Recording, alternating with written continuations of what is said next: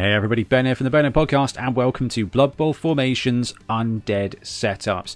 We're having a look at all the teams available in Blood Bowl 2020, whether it's the core rulebook, the Teams of Legend PDF, or the expanded NAF teams, and we're plotting out some example formations for setting up whether you're kicking or receiving.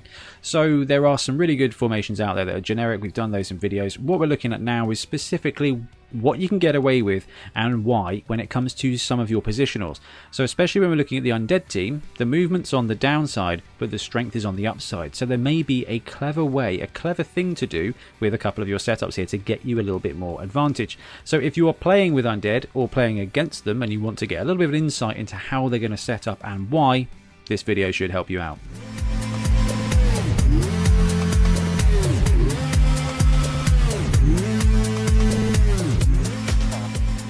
Before we delve deeply into these formations, what we should do is just have a look at the types of players we've got on the Undead team. Undead is an absolute powerhouse in Blood Bowl.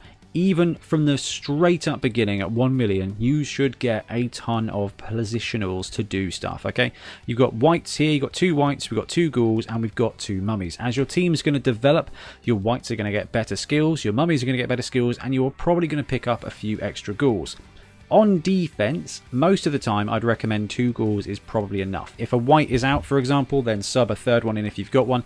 But as great as movement 7 dodge is, you need people to chuck in the way. Okay, you need those zombies to stand there, take a punch, get back up again, and be the assist for one of your mummies or whites to counter strike. So having too many ghouls means you haven't got enough resource to actually take a punch, because you do not want to be placing your 95k now strength 3 armor 8+ pieces in the way, because they will die, and that's going to cost you a lot of money. You might as well use zombies for that.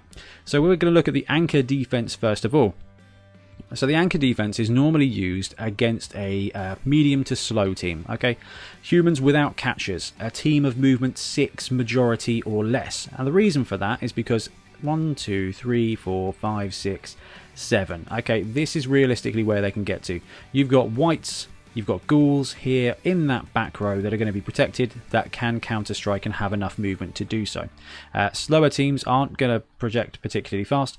The faster teams are, and we will look at a slightly different setup for that in a second, but the whole point of the anchor is that you are protected when it comes to your edge players here. These 2 zombies on the edge, with this contingent of combat power in the backfield, that's 2 ghouls and 2 whites, will give you a ton of flexibility to strike wherever you need to. Now, the line of scrimmage, normally we just chuck absolute muggles on the line, so just let your opponent have their blocks. If you're up against an opponent that's got strength 4, okay, the Black Orc team, a heavy Orc team, humans with a lot of guard, moving the mummies into corner positions or central positions is probably advised, okay? In that position, you can just put some Zs on the line, put your mummies even in these linebacker positions, and it'll give you a good counter strike.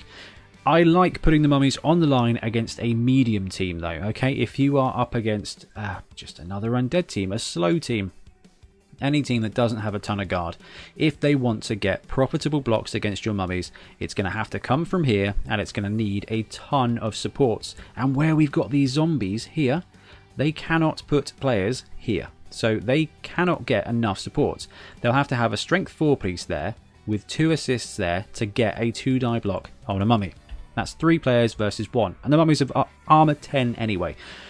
And regen. So you're good to go with that. You can afford 1 mummy to take a block. And if they want to deploy 6 of their players against 2 of yours, what they're not doing is breaking through. What they're not doing is assaulting any kind of your reserve or protecting the ball. And if this is a slower team, they are going to need to split themselves in half. They're going to try and win the line and then fall back to protect the ball. They are going to struggle to win this line with 2 mummies and a zombie in the middle. But like I said, if actually you're playing against Chaos and you're very worried about them just muscling up and taking you on, drop the mummies into these 2 corner blocks. One of them might get blitzed. That's fine. The mummy's going to get back up. And if it does get blitzed, it's going to go here. Or here, probably. And it means it's going to stand up and be right in contact with that white. And that white's going to get the mummy as support. And the white is going to be able to 2-die block most targets with a cheeky bit of help from a zombie swinging around as well. So what you're kind of doing is allowing that first strike, but baiting your opponent into your half of the pitch, basically in combat with your combat troops. And the more assets they align to the line or to one side of your anchor, the less they're going to have in the backfield. And at that point, you can just turn this 11 cage here against probably 6 or 7 of their players there. If they're a slow-moving team, they are going to have to come down here, and it's going to take them a couple of turns. And in that time, you've got Mighty Blow, block, block, and you can just start dispatching their players. And really, you want to go for kills because, hey, that's a free zombie for you. But if you're up against a faster team, or it's turn 6 and you're worried about your opponent going 2-3 turn touchdowns straight through, honestly, drop into the Chevron here. You have got some really good players. Now, the Chevron defense is a standard defense, and the reason for that is because if you look at the way the tackle zones go here, there is nowhere for your opponent to break through except straight down the throat of the pitch. And to get there, they have to take out 2 mummies and a zombie. And that is going to take a huge amount of resource. And if they do take out that center contingent and they do break through down the middle, you've got ghoul, white, ready to counter-strike and start mobbing that line. Additionally, if they want to do that, what they're going to have to do is tag all these players, and they're not going to have enough players to win the line of scrimmage, to tag these players, and to collect the ball. If they don't collect the ball but they focus on beating you up, you are still winning in this defensive situation. And you're going to be able to bring 11 players against their 8 or 9. Numeric advantage definitely favours you most of the time because you've got 2 guys with block and 2 guys with mighty blow from the very beginning. And they can chuck some extra resource here, here and here to try and take out these mummies. But it's going to be so resource intensive that your strike back is going to be absolutely anything you choose. There's probably going to be 1 or 2 mummies standing. That's some mighty blow blocks. You're going to be able to blitz with one of your whites. That's a 2-die block attack. That's 3 very good blocks in 1 turn. That's probably all you need. The rest of the time you can just chill. So the Chevron defense is going to stop a fast breakout offense. What they'll have to do is put a support here, and blitz through here to get 2 dice. If they do that, this zombie's tackle zone is just going to take up, and there's nowhere to go through. So there is nowhere to break through in this situation. They're going to have to blitz through a white, and a white has block, and it's going to be tagging this zombie as well. If they want to go for it, they're going to have to take out one of your corner pieces. Then you've got a reasonable amount of speed in the backfield to kind of counter that as well. Chevron is really good against mid to light teams. It's just really solid when you've got these 2 mummies guarding that center line. It's fantastic. If you're up against a fast team with a good punch, okay, Skaven with a couple of guard and a rat ogre, for example, and you don't want your mummies on the line, again, you can just Z them out, drop your mummies into these central positions. They've got 3 squares of movement. They actually have quite a large area of the pitch to cover, or you can drop the mummies into the corner guard bit, put your whites there, and then let them attack you in whatever direction. I like this. It's very strong, and it's going to take a ton of players for your opponent to beat you up. But let's say you want to beat them up. On defense, you can do it. Okay, so we're going to change up the anchor defense ever so slightly because you can when it comes to Undead. We've changed it up. We've got the strong anchor defense here now. So if you are playing against a team where you are willing to muscle up, okay, it's a medium speed, medium strength team. Okay, you're not worried about Skaven going mad down the sidelines. Perhaps something like Dark Elves where they've got the flexibility there, so you want a decent reserve. But in this situation, you control that line. They are going to have to chuck in so much resource to take care of those mummies. Now, what they can do here is deploy 1, 2, 3, and then you're only in contact with 1 mummy, but at that point, they are just completely ignoring that line of scrimmage. To do that, they are going to have to deploy here, which costs them 1 square of movement at least.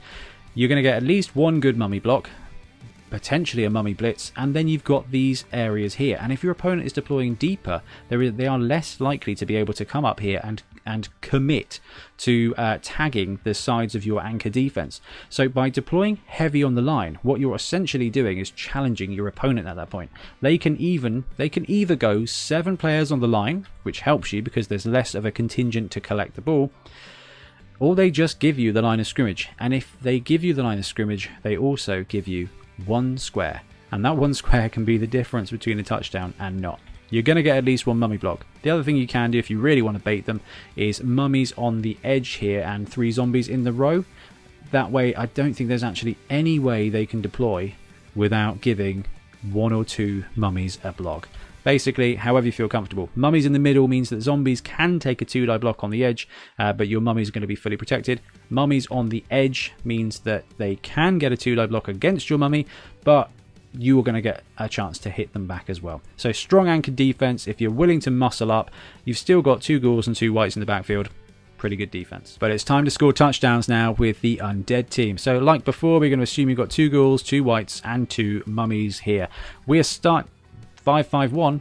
5-5-1, yeah, fair enough. I would probably call that the 5-4-1-1 sometimes. Anyway, 5-5-1 offense. 5 on the line. 5 as your secondary blitz contingent, and 1 in the backfield to collect the ball. And the good thing about the ghouls here is they've got 1, 2, 3, 4, 5, 6, 7 squares of movement, so you actually got a ton of coverage with both of these ghouls here. That is happy times. The wights have got 1, 2, 3, 4, 5, 6 squares of movement as well, so whichever way the ball falls, you will be able to get 2 ghouls and 1 wight to control it and contain it. So ghoul at top comes back, ball's there, wight comes back, secures the ball there. This ghoul can swoop up and grab it, last thing of the activation, and then you've got options here. So remember, turning the line, you want to do that against the grain of the ball. So ball lands here, what you want to do is move this guy down to secure, potentially move this guy down to secure as well. This ghoul can come up afterwards, and then you block away from center. So block that guy there, stay in place. Zombie blocks him, moves there, follows up. Z is now here. Mummy then takes a good block. Zombie can move around and contain that line of scrimmage, or if they've deployed heavier on the line, you just get to bring this zombie up and farm some blocks across. Eventually you want to have a little shield there, and you want to be able to move these components back, create that sort of protection side screen, grab the ball, then next turn move up, build a wonderful cage. And that's it. That's as simple as it is with Undead. You do not want to disengage. You want to put zombies in base contact with stuff. You want them to get punched, because every zombie that is standing next to a player is winning equity on the pitch most of the time. Okay? TV OP, team value on pitch. 40k for a zombie, 50k for a human lineman, 80k for a Black Orc. You're just netting profit. Sure, they're going to get goes at blocking you, but that zombie is probably going to get back up. And it's going to be the assist you need to get 2 dice with a wight on the blitz, 3 dice with a mummy on the blitz. 3 dice mighty blow is going to reduce the amount of players your opponent has available. And even a stun is going to help you, because it will snowball. 2 mighty blow to start with and 2 block is going to help you get stuns and KOs. Any kind of removal is just going to snowball, because the more players you remove, the more 2-die blocks you have. And unsurprisingly, the more 2-die blocks you make, the more players you remove. So the 5-5-1 gives you 2 ghouls in the backfield, gives you flexibility in each zone here. 1 can move back, 1 can support and screen or blitz. You're good to go. But alternatively, if you're looking to run out the clock, or your main thing here is protection of the ball, the 5-6 offense is something that I'm not sure we've really looked at before. It's similar to running out the clock. Okay, you put 2 zombies in your backfield as your return team. They're not going to be the ones picking up the ball, but they are going to be the ones that secure the ball. You put the ghouls and the wights up forward as your blitz and retrieve contingent. 5 guys on the line still do the job there. Now the thing about this is your opponent is kind of stuffed. They can go for an edge kick here, but edge kicks are going to likely result in being a touchback, which means this ghoul gets it anyway. These zombies move up and get the cage. This ghoul goes there. These wights can come in if they want. You're going to end up with a cage. If the ball does end up bouncing deep, zombie, ghoul, it's going to be in a safe spot. If it bounces in the middle here, these zombies can come up. The 5-6 box basically means that if the ball lands here, it's going to end up in a cage by turn 1. Even, okay, that's not fair, you don't have to pick up the ball, but even if the ball drops here, you can just go nuts on this line with these mummies, and there is no opening for your opponent to actually get the ball. When it comes to running Undead, if you lose your ghouls and you need to maximize protection on the ball, swapping to the 5-6 will keep your strength on the line. It will keep your flexibility up top here with the wights, and if these guys are just zombies, they're going to envelop that ball wherever it is. Because I know 4 squares is not a lot, but it is kind of most of the pitch in this situation. And most of the pitch is enough when you've got 2 zombies. And even if you put these guys as zombies, you will have enough players to control that ball. Ideally though, you want at least 1 ghoul. That's good to go. These guys are going to come up. This guy's going to have the ball. These guys are going to come. And you've got one cage and a very strong line. But I just come back to how much I enjoy defense with Undead.